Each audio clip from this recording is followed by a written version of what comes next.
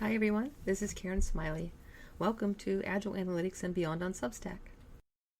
Write on, choosing from 7 free tools for more readable writing on a shoestring. Most of us have to write for our daily jobs and our daily lives. We write emails, letters, resumes, and so much more. Some of us even want to write. Hello, Substackers. I'm working this year on becoming a better writer. If you're curious about better writing too, read or listen on. During June, I've been on a side quest for my AI-focused writing, looking into tools for improving readability. This post summarizes what I've learned about readability, metrics, and available free tools. The TLDR version, I'm now using one new tool and my data to help me improve the readability of my writing on an ethical shoestring budget. I might use 2 other tools in my monthly retrospectives if I can resolve some concerns about their AI ethics and privacy. Number 1, overview. Improving my writing includes what I write about, the content, and how I write, style. This post is about part of the how. My goal is simpler, clearer writing. I tend to write in long sentences. That style is generally accepted in research papers and technical reports, which I've written for 20 plus years. However, the conventional wisdom on readability says shorter sentences with simpler words are better for general audiences. For the technical nonfiction I mostly write, the advice seems apt. Even Einstein strove to simplify his technical writing, so why shouldn't I? Everything should be as simple as possible, but no simpler. So I'm looking for ways to understand, 1, how readable my writing is, and 2, whether I'm improving over time. In user story format, as a writer, I want to continually improve the readability of my writing so that more people can understand and enjoy reading my articles. Since I believe in using data, this goal means measuring and monitoring the readability of my posts. This side quest to find a tool is an action for my retrospectives on writing in April and May. One caveat, metrics are inherently incomplete. True reading ease and comprehension involve many facets that readability metrics don't count or consider. See What's Readable, 16 readability metrics and what they miss for more on this. Not everything that counts can be counted, and not everything that can be counted counts. That's from William Bruce Cameron, Informal Sociology, A Casual Introduction to Sociological Thinking, 1963. What I've tried so far.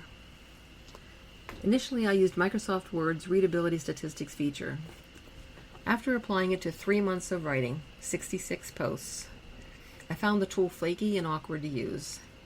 I have details on a separate page about using Microsoft Word. I want a better tool. Problem to be solved. Here's a specific problem I want to solve now to meet this need. What tools can I use to effectively measure and monitor the readability of my writing with minimal effort and preferably 0 cost? Word only supports the 2 flesh readability metrics. The pair is classic and broadly applicable. However, other metrics may be more suitable for technical writing. Since I'm going to choose a new tool, I want to explore other metrics.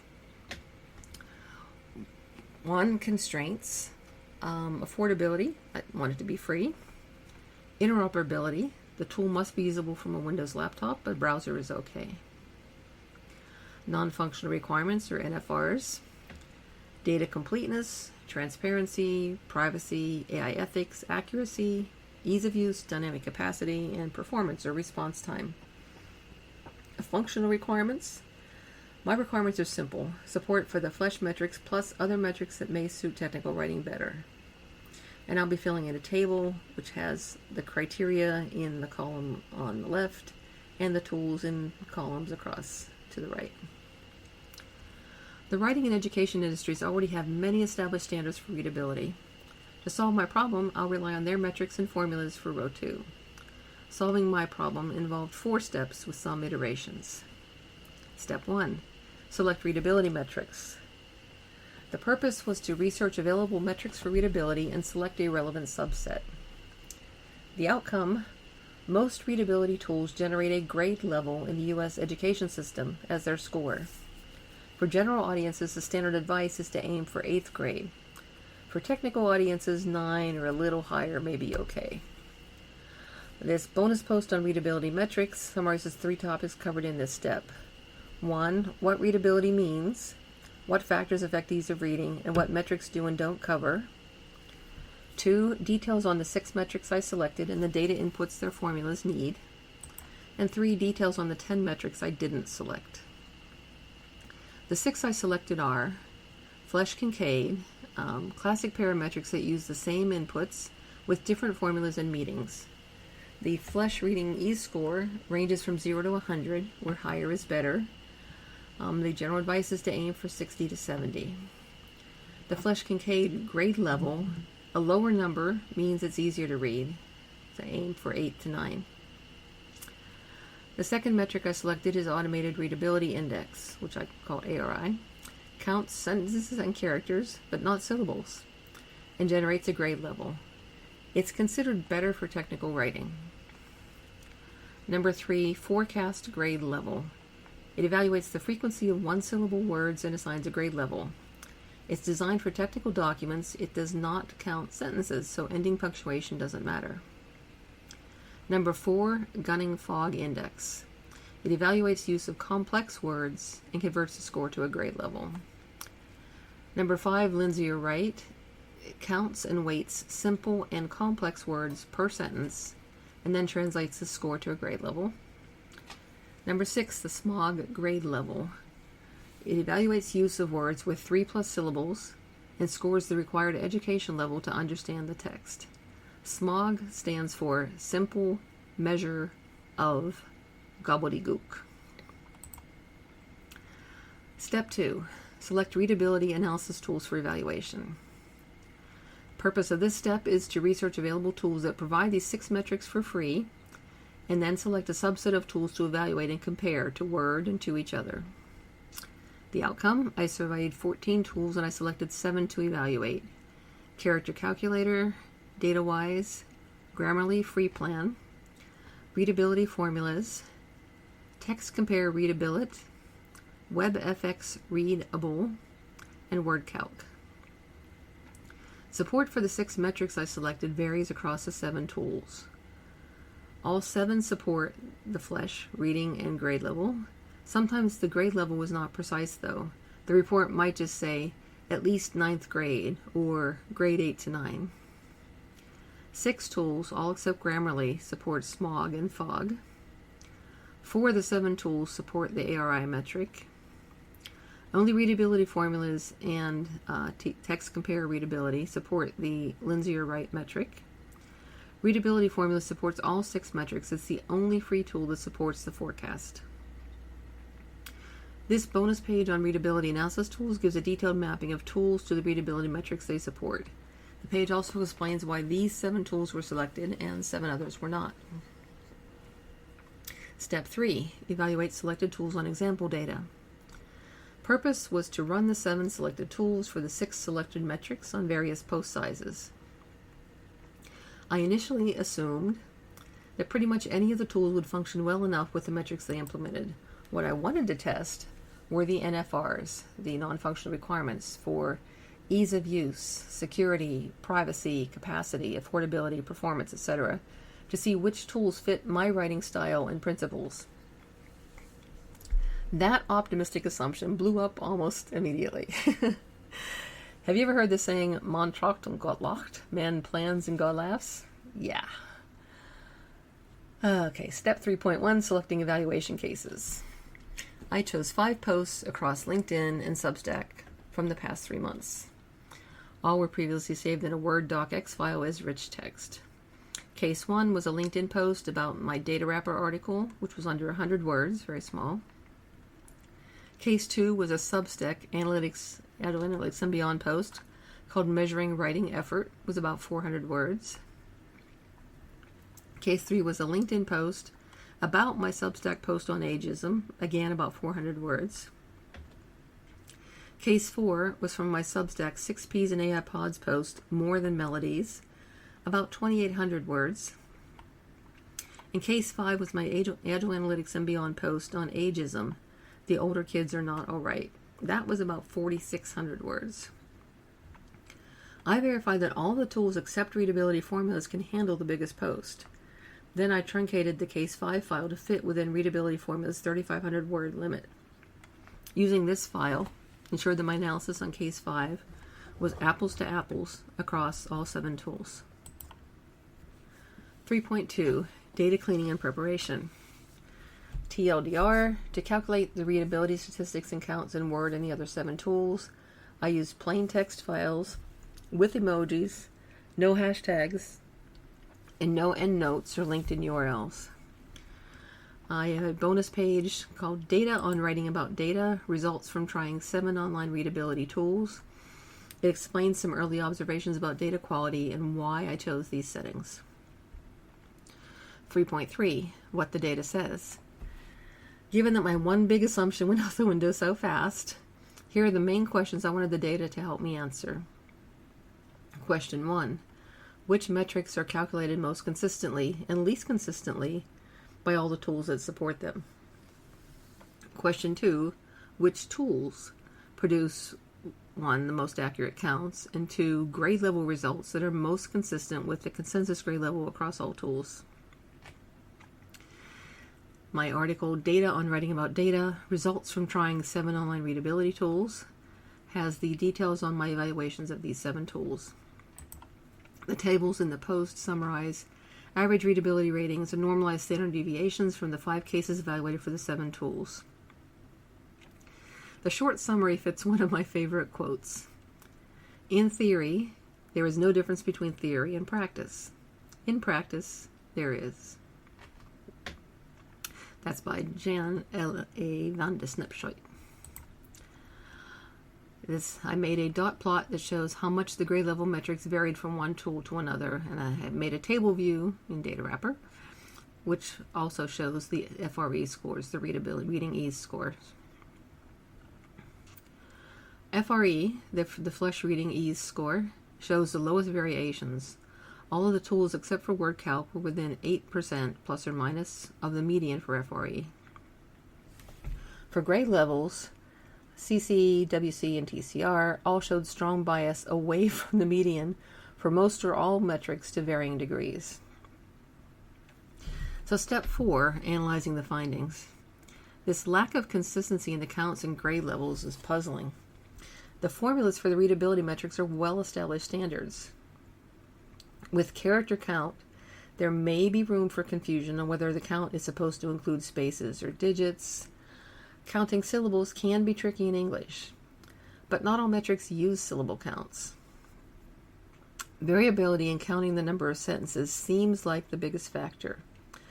This may be inherent in the type of text I put in my articles. I use section titles, bulleted and numbered lists, tables of contents, and other non-sentences. And I don't intend to change that part of my writing style just to make a tool happy. Grammarly and readability formulas seem to handle this well. Other tools, not so much. Data Wrapper table in the appendix summarizes the strengths and weaknesses of the 7 evaluated free tools. In addition to looking at the data for the counts of the metrics, I compared each tool to my evaluation criteria, including the non-functional requirements or the qualities. So there's a filled-in table in the post. Conclusions. Seeing so many differences across the counts and readability values calculated by Word and the 7 evaluated tools was unexpected. Fortunately, my new readability measurement toolset doesn't have to be perfect. It just has to be good enough to indicate if I'm improving or backsliding. So based on the data and functional findings, I discarded the extremes, TCR, WC, and CC. My first choice is readability formulas. If I routinely wrote posts that exceeded 3,500 words, I'd probably have to choose WebFX or DataWise. Since I don't, readability formula seems most likely to work out well for my needs and type of writing. Its ethical posture seems solid, and its pluses are 1. Accuracy. RF automatically tries to recognize unpunctuated lines and can use line counts instead of punctuated sentence counts in the metrics. That shows an understanding of what's going on in these formulas when applied to real-world texts. It also fits better with the style and formatting of what I write. Other tools might do this, but if so, it's under the hood. They never say so. Number 2, configurability. RF is highly configurable, e.g. I can customize how compound words and sentences are handled. 3, traceability. RF transparently shows each of the calculations and shows all of the count and ratio data that went into each formula. I appreciate that. It doesn't always show how a calculated score converts to a grade level, though. WebFX does this too, by the way. RF handles more readability metrics than any other free tool, including some designed for technical documentation, such as LW. It's the only free tool that 1, calculates forecast in LW, and 2, provides detailed counts for words up to 7 syllables. Finally, RF also includes other tools for improving writing quality, not just readability metrics. Among other things, they have a lexical density and diversity tool that I'm going to check out. Of possible interest to my Spanish-speaking friends, Readability Formulas offers a companion Spanish readability site that assesses readability of texts written in Spanish. They offer over 10 readability metrics to choose from, which are designed for Spanish. Second choice. RF looks less accurate on the flesh metrics than I would like, and it doesn't provide everything. For instance, it doesn't offer reading or speaking times, so a second tool might complement readability formulas for me. Looking at which tools provide the data RF doesn't have, and my non-functional requirements, it's a toss-up among Grammarly, WebFX, and DataWise. I'll include a few data measures that RF doesn't. Grammarly and WebFX have reading and speaking times. These times are useful because Substack doesn't show a time estimate until after a post is published. Grammarly showed high variation on the only grade level it supports, which is the Flesch-Kincaid grade level, probably because they only display it to the nearest whole grade. Grammarly also had the hurdle of requiring an account, but once it was set up, it was fairly easy to interact with. The site is fast and it handles pasted rich text well, straight from the Substack editor to Grammarly's UI. If their use of AI is ignored, then its many spelling, grammar, and style features are a nice bonus, even if I don't rely on them. Privacy and ethics are the main concerns with Grammarly. They offer assurances that user data is not sold. However, they're almost certainly using user-submitted text for training their AI, specifically for style. Aside from Grammarly, both WebFX and DataWise are one-page UI interactions. WebFX provides transparency into the formulas and values used, and it mostly avoided the extreme scores that some of the other tools gave. DataWise privacy and AI ethics are less concerning than WebFX or Grammarly. DataWise has some interesting tools. However, the rare word counts are all it adds to readability formulas counts, and it doesn't estimate reading and speaking time. Bottom line, I'm not sure the ethical risks, plus the small gains, warrant the extra effort of making text input for WebFX or DataWise and using the tools. For now, I'll reserve them for spot checks in my monthly retrospectives, and I'll continue to monitor Grammarly's responsible AI policies. So 5, what's next? Here's my 5-point plan for acting on these findings. 1, add readability formulas to my ethical shoestrings page for reference, and that's done. 2, acquire and install, if appropriate, my chosen tools, and that's done. Readability formulas is browser only, so no installation needed, just a bookmark. I use RF during June to retroactively score and size my posts to date. That's partly done, more to do. Change the readability formula's default for compound sentences from treat as 1 to match what the help text recommends, which is to treat as 2. And then for readability scoring purposes, I want to try excluding URLs in LinkedIn posts and excluding footnotes in Substack. I'm still going to track footnote counts for planning and estimation purposes. 3, I want to track my use of passive voice. RF also counts passive voice sentences and active voice sentences and calculates the ratio. My average for the 5 cases is 3.4%, which seems reasonable, but I do want to watch it. 4, I want to work on varying my sentence lengths to keep it interesting. So RF counts short sentences, medium sentences, and long sentences. These values aren't in any known readability metric, but I can still use them to help me track variability of my sentence lengths. For the 5 cases, my data shows averages of 24.4 short sentences, 29.2 medium sentences, and 20.6 long sentences. I don't know their definitions of short, medium, and long. I'll have to ask. Both Grammarly and readability formulas provide data for ASL, or average sentence length. That's basically words per sentence. For my 5 cases, the averages were 17.46 and 17.4. That is well beyond the guidance that sentences of 14 words or fewer are typically understood by 90% of readers. I need to look for guidance that's more relevant to technical writing, though. And step 5, I want to keep an eye out for other ways to improve my writing. This is ongoing. One possibility to check my use of hard words. Readability formula says my average for these 5 cases is 14.3% hard words. I might want to try to reduce that. First, I'll see what my new data says. In my next Agile Teams retrospective in early July, I'll share how I've handled rich text and URLs, what I've learned, and how these 2 tools have worked for me so far. I'm curious to see if the new tools and scores show different traits or trends on my readability graphs versus the word scores. See you there.